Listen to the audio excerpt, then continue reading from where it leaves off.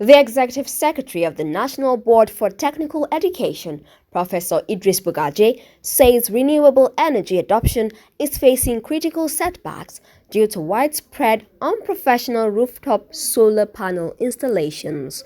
Bugaje, in an interview with the News Agency of Nigeria in Abuja, raised alarm over unsafe practices that not only compromise efficiency but also endanger lives and property. He explained that the National Diploma in Renewable Energy Engineering has been reviewed and two new higher national diploma programs in photovoltaic and solar thermal engineering had been introduced. He further said that short-term certifications under the Nigerian Skills Qualification Framework were being offered to equip installers with professional expertise. He also criticized the common practice of mounting solar panels at steep angles matching rooftop designs, saying most roofs are sloped at 60 to 70 degrees, which significantly reduces solar collection efficiency. So for that reason, we are trying to invest into training on renewable energy. Not only that, the present installations that are going on across the country on rooftops is very unprofessional, because there are risks of fire.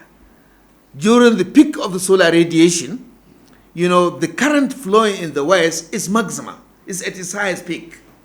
And if the current is too high, the wires will become, they will heat up due to the resistance. As the electrons flow, they face resistance within that wire. So they will heat up to the extent some of them can even melt. And if the two spark, it can start a fire.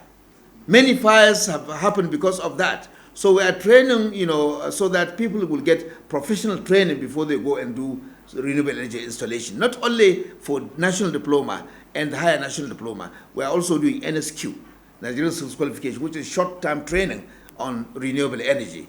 In 1983, as far back as 1983, it was estimated that if 0.1% of the solar radiation falling on the landmass of Nigeria is converted at an efficiency of 1%.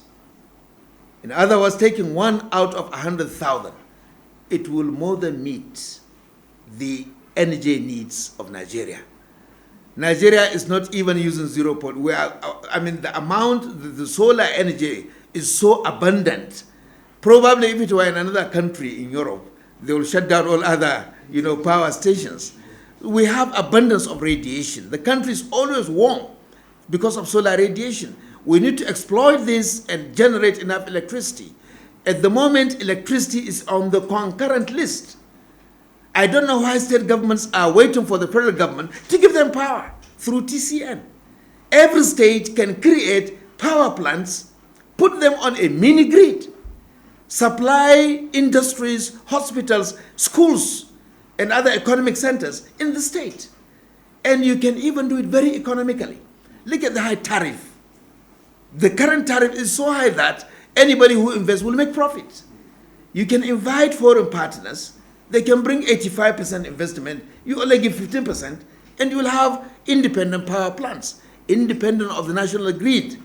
The national grid has been failing many times, and if you have an intranet, independent of the national grid, they call it captive power.